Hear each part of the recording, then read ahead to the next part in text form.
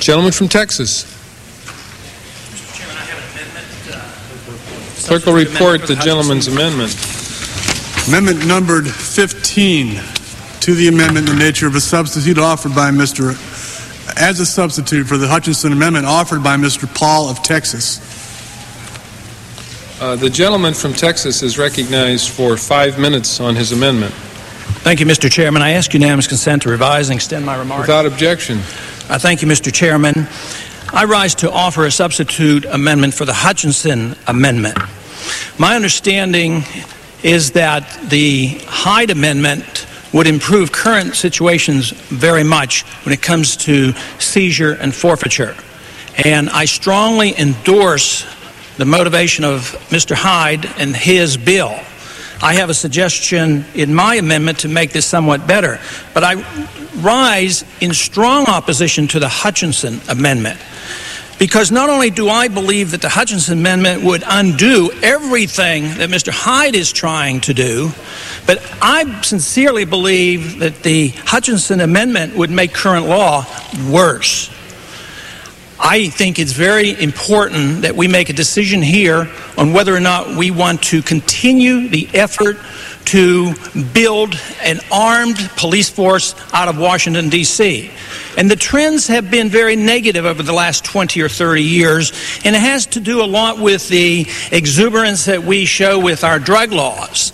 I know they're all well intended, but since 1976, when I recall the first criminal law that we passed here, they always passed nearly unanimously. Everybody's for law and order.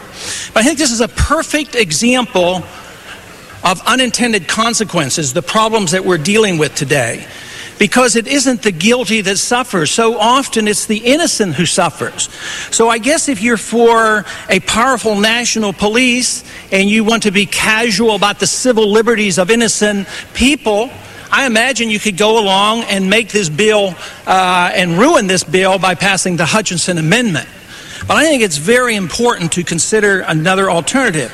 And mine addresses this. Because in spite of how Mr. Hyde addresses this in a very positive way, I would really like to go one step further.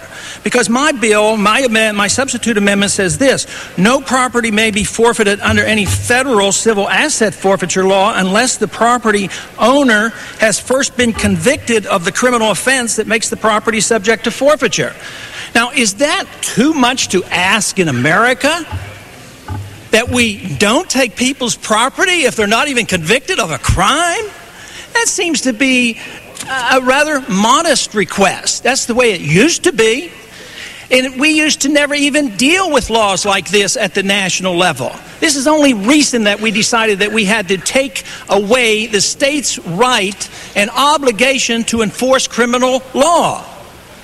So I think it's time we thought about going in another direction. That's why I'm very, very pleased with this bill on the floor today in moving in this direction.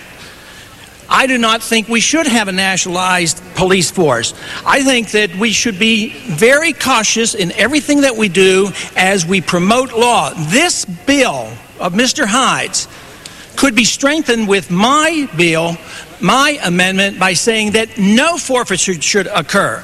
But the Hutchinson Amendment makes it just the preponderance of evidence that they can take property.